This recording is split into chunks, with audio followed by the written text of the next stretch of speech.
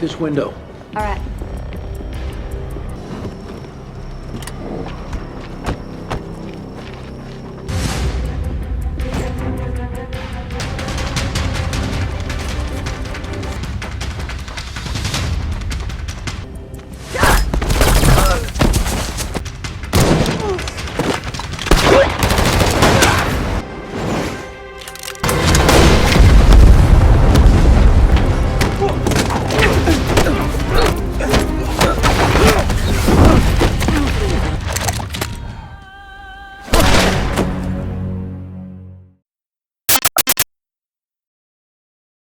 Di awal film kita akan dibawa ke kota terpencil yang ada di Amerika, lalu memperlihatkan sekelompok warga sedang mengadakan pesta kecil-kecilan.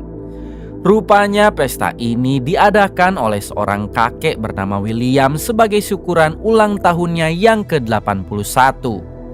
Diberitahu kalau William ini adalah mantan sheriff di sana dan ia sangat dekat dengan para warga. Started this a long time ago. That's it, okay. Tak lama William memanggil putranya yang bernama Jack lalu memberi pengumuman kepada seluruh warga kalau Jack sudah resmi menjadi sheriff yang bertugas di sini. William berharap Jack akan bisa meneruskan karirnya, yaitu menjadi sheriff hebat, jujur dan disayangi masyarakat.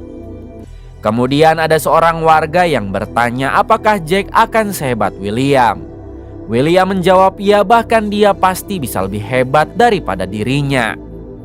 Mengingat Jack adalah mantan pasukan khusus yang sekarang beralih profesi menjadi polisi. Great, and I appreciate all the support you've given me. He's going to be a great sheriff. Much better than me. Go Mountain Lion! Go Mountain Lion! Tak jauh dari rumah William terlihat ada seorang janda beranak satu yang sedang mengajari anaknya cara menembak. Rupanya wanita ini bernama Casey yang sangat ahli dalam menembak jarak jauh. All right. See you next time. Kemudian datanglah Jack menghampiri Casey karena ternyata mereka sedang PDKT. Jack pun menunjukkan skill menembaknya kepada Casey, lalu Casey juga tak mau kalah.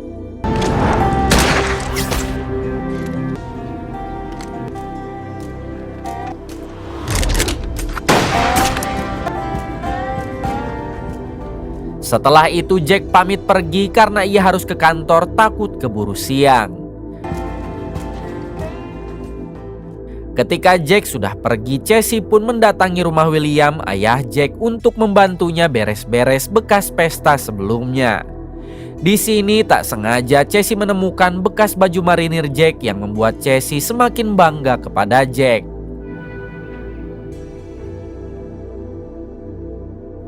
Kembali kepada Jack yang kini baru tiba di kantor. Jack melihat ada satu tahanan baru yang ditangkap karena menyetir melebihi batas kecepatan.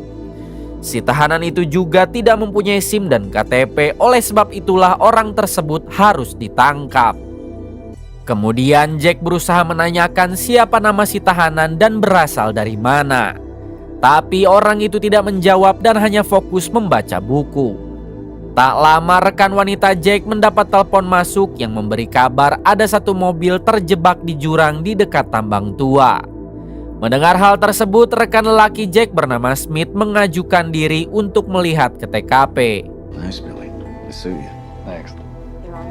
Sebelum berangkat, si tahanan tadi malah melarang Smith agar pergi karena ini semua hanyalah jebakan. Akan tetapi Smith yang tak percaya, ia pun tetap berangkat.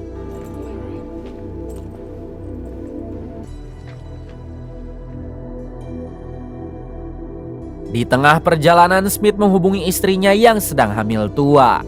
Smith memberitahu kalau sekarang ia menuju TKP karena ada satu mobil terjebak di jurang. Si istri pun meminta Smith berhati-hati dan jika pekerjaannya sudah selesai, cepatlah pulang. Baby just kicked. Oh, I wish I could be there. So, Rich.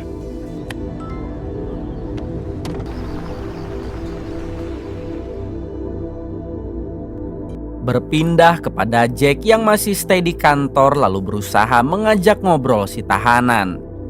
Dengan segala cara Jack berusaha membuat si tahanan agar mau memberitahu nama dan identitasnya. Akan tetapi si tahanan malah meminta Jack agar membebaskannya. Karena jika sampai malam ini ia belum bebas, maka dipastikan semua orang di kantor polisi ini akan habis. Mendengar hal tersebut, jelas Jack tidak menggubrisnya dan menganggap si tahanan itu hanya menggertaknya saja. No, I'm not. You're a man of bad decisions. It's the truth. Is that right? Kemudian Jack didatangi oleh Casey mengantarkan makan siang. Tentu Jack sangat berterima kasih, lalu mereka pun ngobrol dulu di luar. Dari obrolan itu terlihat mereka yang sama-sama menyimpan rasa, namun Jack belum berani menyatakan cinta. Selanjutnya Casey pamit pulang dan ia akan menemui Jack lagi nanti. What would you like to know?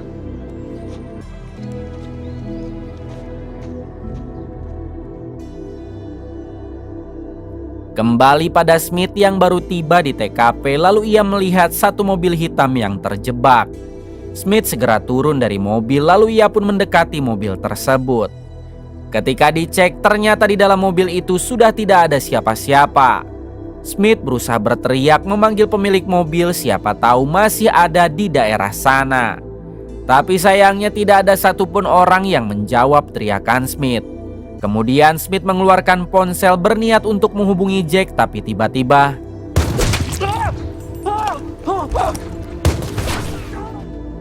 Smith pun harus ambruk sebab kakinya tertembak. Kemudian datanglah sekelompok mafia yang dipimpin oleh pria bernama Paredes, ini orangnya. Lalu Paredes meminta Smith agar mengatakan ada berapa orang yang berjaga di kantor. Smith pun memberitahu kalau yang berjaga hanya ada 3 orang karena yang lainnya sedang pada cuti. Sebelum pergi, Paredes menghancurkan ponsel Smith, lalu ia meninggalkan Smith begitu saja dalam keadaan tidak bisa apa-apa. We're taking this young man's car. Griff, you drive. Kembali pada Jack yang kini berhasil mendapat informasi tentang si tahanan yang ada di sana. Rupanya tahanan itu bernama Mason yang merupakan anggota mafia Paredes. Tapi 1 minggu ini Mason sudah tobat, bahkan ia telah melaporkan setiap kejahatan Paredes di kota asalnya dan siap menjadi saksi di persidangan nanti. Karena sudah kepalang ketahuan, akhirnya Mason mau bercerita kepada Jack. Mason memohon supaya dirinya dilepaskan sebab cepat atau lambat Paredes akan datang untuk memburunya. Jika Paredes sampai datang ke sini, dipastikan akan terjadi kekacauan besar dan banyak korban jiwa. Namun sayangnya Jack tidak bisa melepaskan Mason begitu saja, mengingat ia harus meminta izin dulu kepada kantor pusat. Selanjutnya Jack memerintah rekan wanitanya untuk menghubungi Smith mengingat dia belum ada kabar. Tapi sialnya Smith tidak bisa dihubungi yang membuat Jack mempunyai firasat buruk. Jack pun memerintah rekannya itu agar meminta bantuan kepada FBI, sementara ia sendiri akan mendatangi TKP untuk menyusul Smith. She might have his head all twisted. He forgot to check back.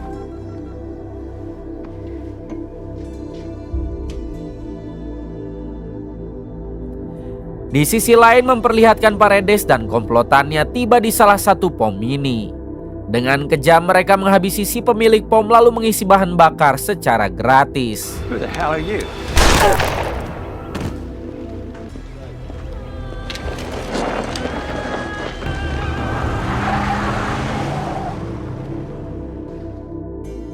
Berpindah kepada William, ayah Jack yang kini mendatangi restoran untuk makan siang.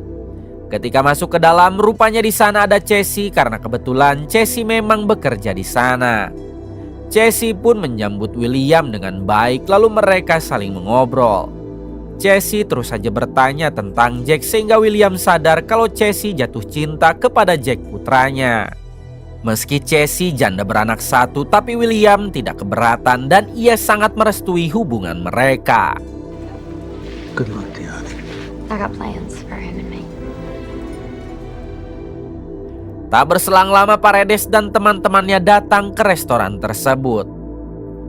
William yang melihat Paredes, ia pun mempunyai firasat buruk karena sebelumnya tidak pernah ada orang seperti Paredes di kota itu. Paredes yang merasa risih karena terus diperhatikan, ia pun mendatangi William lalu bertanya kenapa ia terus memperhatikannya. William menjawab tidak apa-apa dan ia hanya merasa aneh saja kenapa orang seperti Paredes datang ke kota terpencil ini.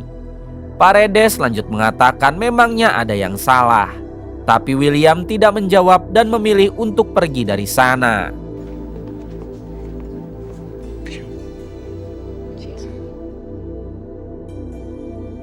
Adegan kembali pada Jack yang masih dalam perjalanan untuk menyusul Smith. Tak lama Jack tiba di sana, namun ia tidak menemukan siapa-siapa, bahkan mobil Smith sendiri tidak ada. Ketika Jack akan pergi, ia mendengar suara rintihan di balik semak-semak sehingga Jack langsung mendekatinya. Kemudian Jack dibuat syok tatkala melihat Smith yang sudah dalam keadaan sekarat. Jack meminta Smith bertahan karena ia akan membawanya ke rumah sakit. Namun Smith menolak dan meminta Jack agar menjaga istri dan anaknya saja kelak. Smith juga memberitahu kalau ada sekelompok mafia yang menuju kantor polisi untuk mencari Mason si tahanan dan mereka begitu kejam. Kemudian Smith menghembuskan nafas terakhir akibat terlalu banyak mengeluarkan darah. Jack hanya bisa terdiam sambil menahan tangisan.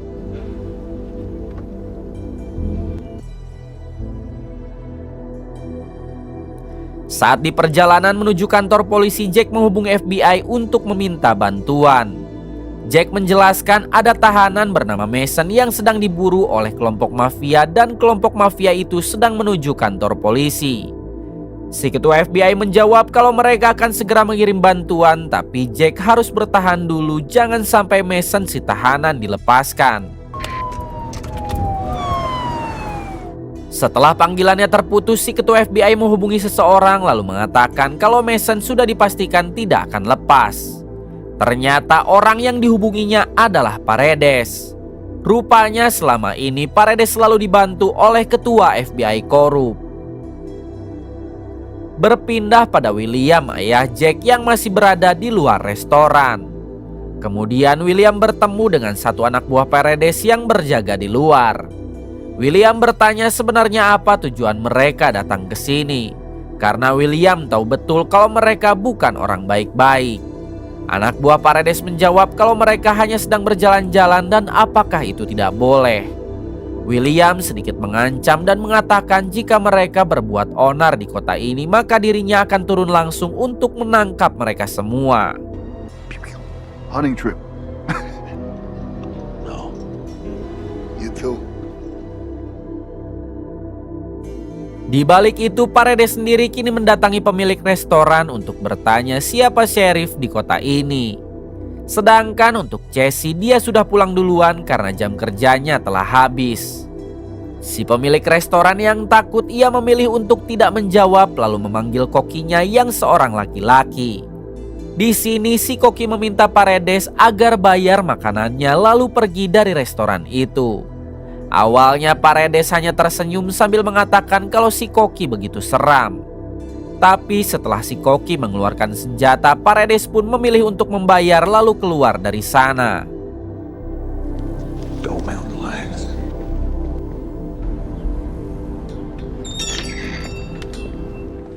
Tak lama kemudian Paredes kembali masuk dengan pasukan dan persenjataan lengkap. Mereka langsung menghabisi si koki yang tadi mengancam dan semua pelanggan di sana. Wax. For the dog, and all my bones are out of joint. They gaped upon me with their mouths, like a rat the wicked has enclosed me. Beruntung Paredes tidak menghabisi si pemilik restoran karena dia sudah tua dan mirip seperti ibunya. Kembali ke kantor polisi yang mana rekan Jack yang wanita begitu panik saat mengetahui kalau Smith telah tewas. Mengetahui hal itu, Mason si tahanan menegaskan kalau pelakunya pasti adalah Paredes. Dan sekarang dia sedang menuju ke sini. Mason meminta dilepaskan sebelum ada lagi orang yang menjadi korban. Namun rekan Jack memilih untuk tidak melepaskan Mason, apalagi sebelumnya Jack berpesan agar jangan melepaskan dia bagaimanapun keadaannya. Rekan Jack sampai menodong Mason dan memintanya agar berhenti berbicara. Di waktu yang sama datanglah William, ayah Jack, ke sana. Di sini William langsung menenangkan rekan Jack lalu memintanya agar menurunkan senjata. Where's Jake now? He's on his way. Okay. Who's this guy? I know that name. Beruntung William dapat menenangkan dia, lalu ia pun melihat data di komputer yang menampilkan foto Paredes adalah bos mafia yang kejam. Menyadari hal tersebut, William ikut panik mengingat Paredes sudah ada di kota ini dan tadi makan di restoran. Akan tetapi William belum tahu kalau Paredes telah membantai orang-orang di restoran tadi.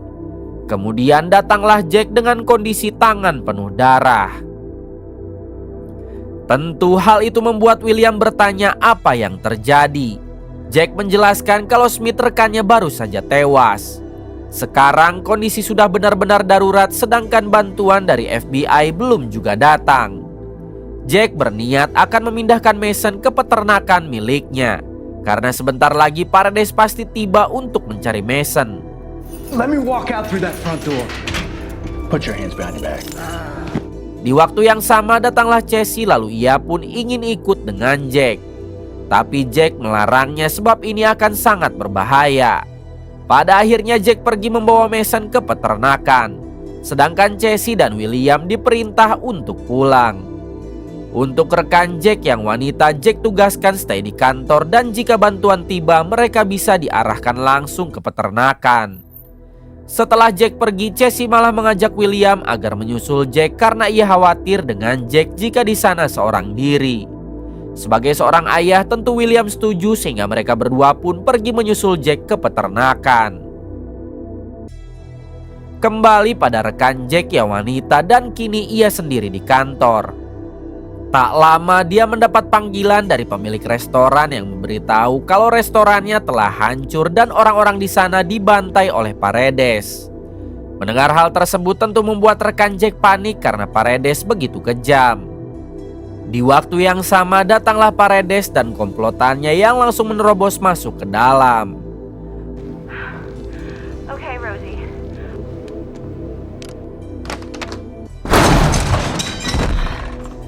Untungnya rekan Jack dapat bersembunyi di kolong meja yang membuat Paredes tidak menemukannya.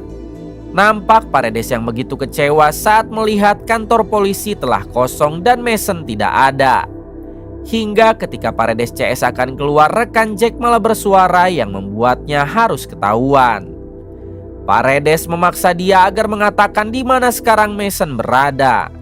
Rekan Jack yang ketakutan akhirnya memberitahu kalau Mason dibawa ke peternakan oleh Jack. Setelah itu Paredes dengan kejam menghabisi rekan Jack lalu pergi ke peternakan untuk menyusul.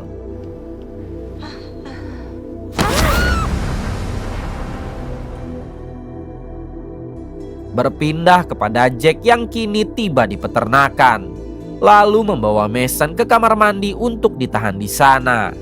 Sementara terlihat Paredes CS yang sedang dalam perjalanan menuju peternakan tersebut. Ketika Jack akan keluar untuk menyiapkan rencana selanjutnya, ia pun dibuat terkejut karena melihat William dan Casey malah menyusul. Jack sempat marah lalu bertanya kenapa mereka datang karena ini akan sangat berbahaya.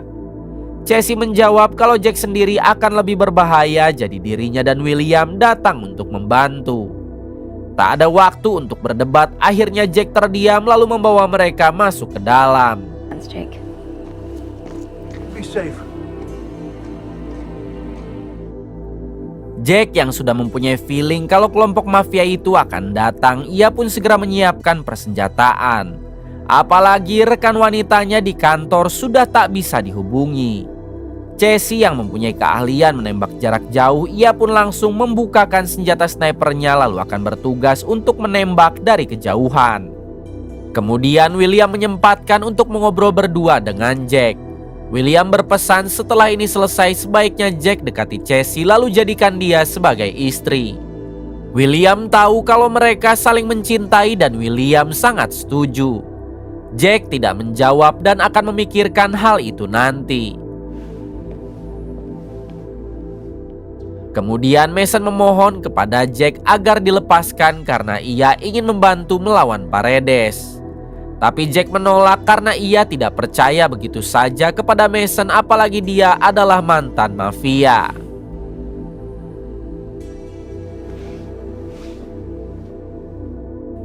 Tak lama Jack pergi ke halaman untuk memasang beberapa jebakan.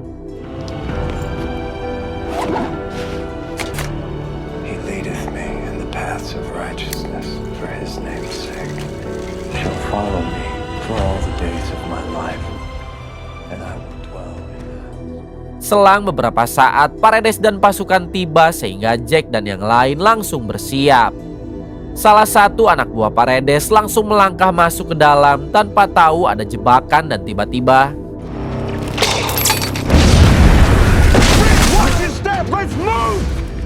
selanjutnya Paredes CS langsung melakukan penyerangan dan terjadilah aksi tembak-tembakan.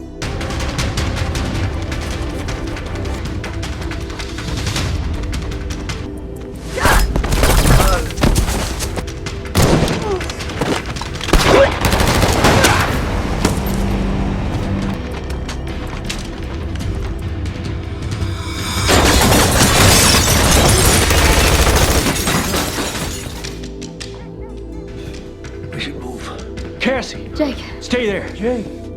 Di tengah pertempuran, Paredes berbicara lewat pengeras suara milik polisi. Paredes meminta Jack agar menyerahkan Mason dan ia berjanji tak akan mengusik mereka lagi. Namun Jack menolak dan ia pun memilih untuk tetap berperang.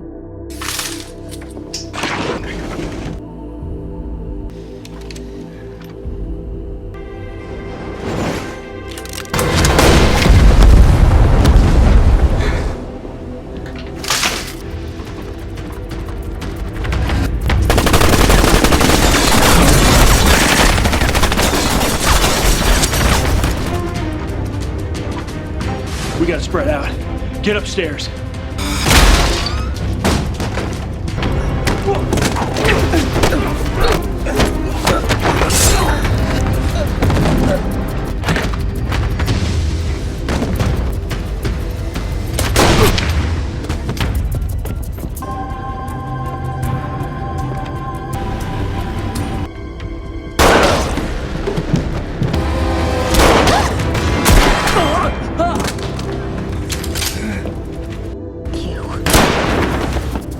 hey, you okay? Jack, Cassie, dan William berhasil menghabisi para anak buah Paredes dan kini hanya menyisakan Paredes seorang. Paredes sendiri yang menyadari hal itu mulai panik, tapi ia berusaha untuk tetap menyerang. Tak lama Mason si tahanan berhasil melepaskan diri lalu pergi ke bawah. Tapi sayang ia harus berpapasan dengan Paredes lalu mereka saling tembak.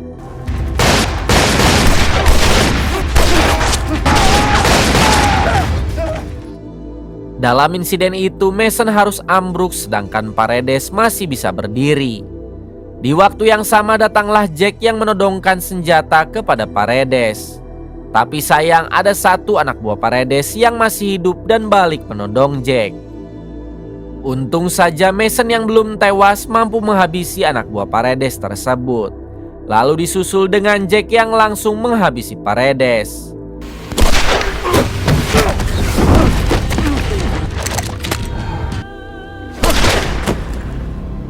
Kemudian Mason harus tewas karena luka tembak dari Paredes tadi sangatlah parah. Kini Jack telah berhasil menghabisi seluruh mafia kejam yang menyerang kotanya dan tentu itu membuat William serta Cassie menjadi semakin bangga. Di akhir film memperlihatkan para warga yang berdatangan dengan tujuan untuk membantu. Tapi karena semua musuh sudah dihabisi, mereka pun menjadi kagum kepada Jack yang baru sehari jadi sheriff tapi sudah bisa membantai mafia. Tamat. Terima kasih pada kalian semua yang telah menonton hingga akhir. Semoga kalian semua diberikan kesehatan dan rezeki yang berlimpah. Salam untuk semuanya dari Hampura Film.